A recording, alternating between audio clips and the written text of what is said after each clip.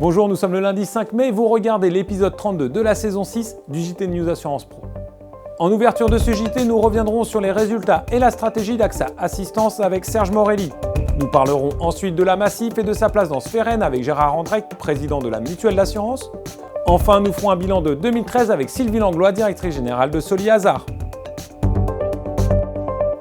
Nous reprenons cette semaine avec une nouvelle salve de résultats. Et pour commencer, parlons d'assistance. AXA Assistance a livré en effet ses résultats pour l'année 2013. La filiale du groupe AXA poursuit sa croissance et dépasse pour la première fois le milliard d'euros de chiffre d'affaires. Reportage de Thierry Goupy. Les années se suivent et se ressemblent pour AXA Assistance. Avec un très bon exercice 2013, l'assisteur du groupe AXA enregistre une hausse de son chiffre d'affaires de 18% et dépasse ainsi le milliard d'euros grâce à l'ensemble de ses activités à travers le monde.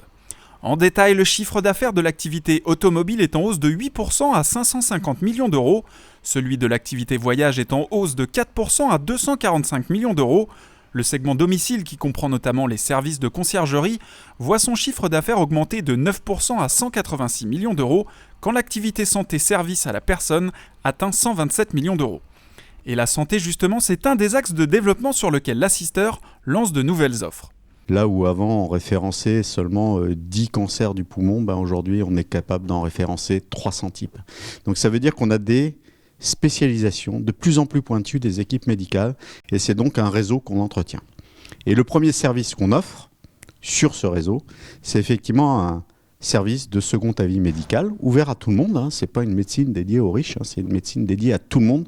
Tout le monde a droit à un accès à ce type de médecine et qui permet là d'un peu mieux structurer l'accès aux meilleures équipes médicales du monde.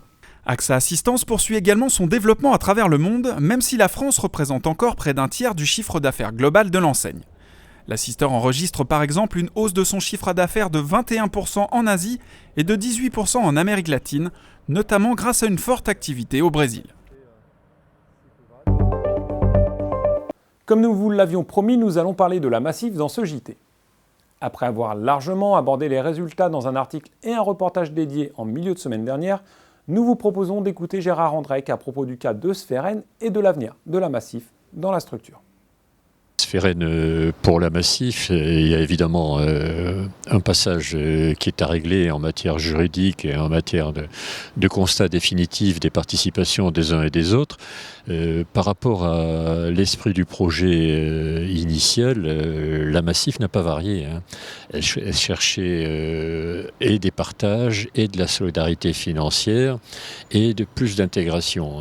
Ce qui a varié, c'est la position de l'autorité de contrôle, mais ça n'a pas finalement beaucoup d'influence sur la politique que nous menons. Donc c'est un dossier que nous allons poursuivre dans la continuité, à 2 au lieu de 3 vraisemblablement.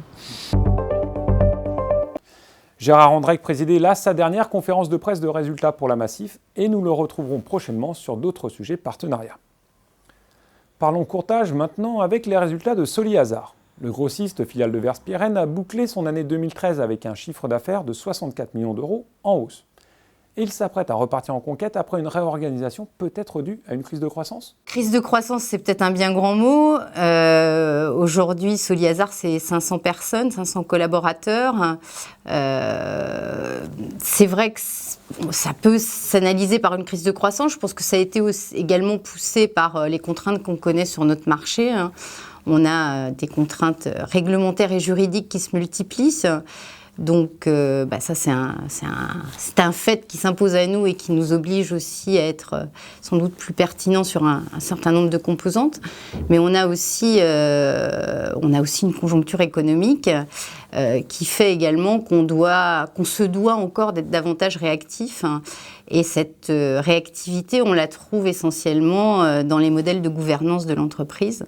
Donc ça aussi, ça nous a poussé à revoir un petit peu notre modèle avec un leitmotiv permanent, effectivement, qui est de se mettre au service de la créativité au niveau des offres, de la sécurisation au niveau des outils qu'on met à disposition de notre réseau, et puis également de cette réactivité qui est fondamentale dans nos métiers.